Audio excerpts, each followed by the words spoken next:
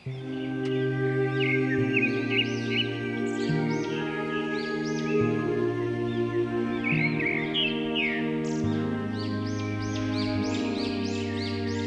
बहुत समय पहले की बात है।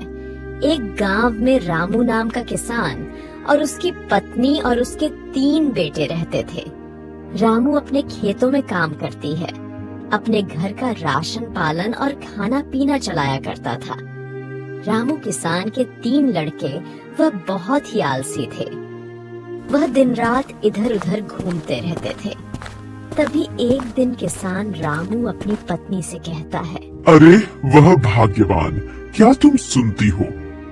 मुझे तो इस बात की चिंता रहती है कि जब तक मैं जीवित हूँ तब तक मैं खेतों में काम करके सबका पालन पोषण तो कर देता हूँ, पर तुम सोचती हो अगर मेरे बाद कोई खेतों में काम नहीं करेगा तो इन लड़कों का क्या होगा? और मुझे तो इस बात की और चिंतित है कि यह लोग तो कभी खेतों में भी नहीं गए हैं और कभी इधर उधर काम भी नहीं किए हैं। आप इतना क्यों सोचते हैं? ये लोग भी धीरे धीरे काम सीख जाएंगे और खेतों में जाना भी सीख जाएंगे। और ऐसे ही दिन बीते गए और रामू के लड़के गांव में इधर उधर घूमते रहते थे। तभी एक दिन की बात है, रामू की किसान की तबीयत बहुत ज्यादा खराब हो जाती है। उसको बहुत ज्यादा बीमार हो जाता है। रामू की तबीयत कुछ अच्छी नहीं हो रही थी और वह ज्यादा दिन तक ही बीमार ही रहा और बिस्तर पर लेट आ रहा। तभी रामू किसान अपनी पत्नी सीता से कहा, सीता सुनती हो, जरा तीनों लड़कों को बुलाकर लाओ, मुझे कुछ जरूरी बात करनी है, उनको कुछ बताना है। जी मैं सुन रही हूँ, मैं अभी जाकर उन तीनों को बुलाकर लाती हूँ। तभी सीता वहाँ से उठकर उन तीनों लड़कों को बुलाने जाती है।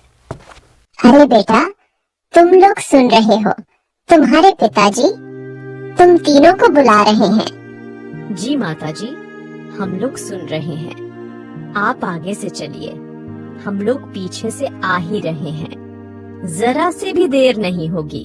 तभी तीनों लड़के अपने पिताजी के पास आ जाते हैं और पिताजी और उसकी माताजी और तीनों लड़के, जी पिताजी कहिए, अपने हम तीनों लड़कों को बुलाया है और ऐसी कौन सी जरूरी बात है? बताइए कौन सी बात है? अरे बेटा, तुम तीनों मेरी बातें सुनो। मुझे लगता है कि अब मैं ज्यादा दिन तक नहीं जीवित रह पाऊंगा। इसीलिए बेटा, मैं तुम तीनों को एक बात बताना चाहता हूँ कि मैंने अपने जीवन में जितना भी धन कमाया है, मैंने अपने खेतों के नीचे दबाकर रखा है और मेरे जाने के बाद तुम तीनों वो खजाना निकालकर आपस में बांट लेना। रामू किसान की यह बातें सुनकर उसके तीनों बेटों बहुत खुश हो जाते हैं। कुछ दिन गुजारने के बाद रामू किसान की मृत्यु हो जाती है। रामू किसान की मृत्यु के कुछ दिन बाद उसके लड़के खेत में रखा हुआ खजाना निकालने के लिए उसके लड़के जाते हैं।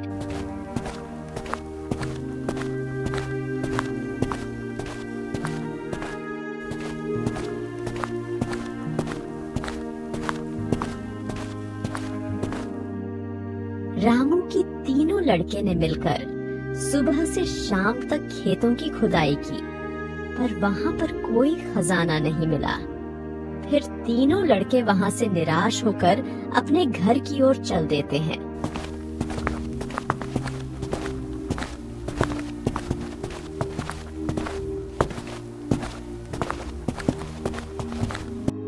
तभी तीनों लड़के घर आकर अपनी माँ से कहते हैं, माँ, पिताजी, हमसे तो झूठ बोला था कि वहाँ पर कोई खजाना होगा, पर वहाँ पर तो कोई खजाना नहीं है।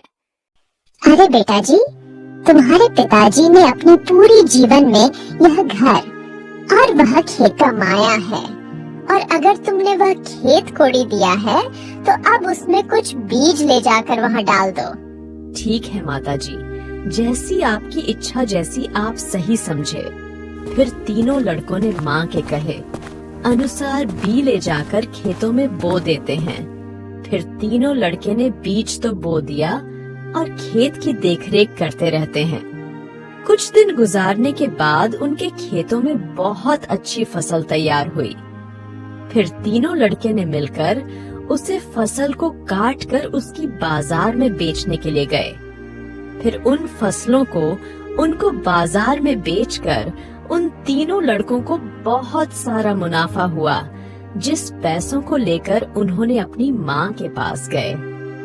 यह लो मान, हम तीनों की पहली कमाई, यह फसल बेचकर हमने पैसा कमाया है।